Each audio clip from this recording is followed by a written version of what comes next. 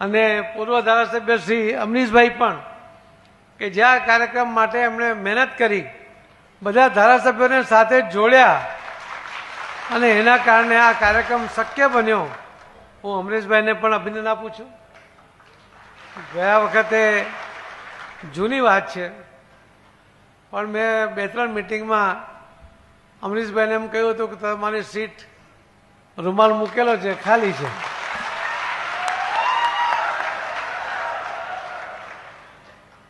પણ ઘણા હોય છે કે ચાલુ બસે ચડી જતા હોય છે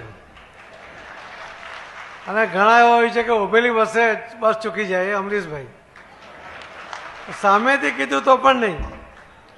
અને એમાં હીરાભાઈની સંમતિ હતી, એ પણ તમને કહું કે એમને ખેલદિલીથી 2 સીટ અમે ગોઠી હતી કે એમણે કહ્યું કે હા એમને લઈ આવો, અમે એમની સાથે રહીને લડીશું. એમને પણ બીજી સીટ નક્કી કરી હતી અને એ રીતે એડજસ્ટ કરવા માટે પણ એ તૈયાર હતા. એમણે પણ ખૂબ મોટું મન રાખ્યું હતું.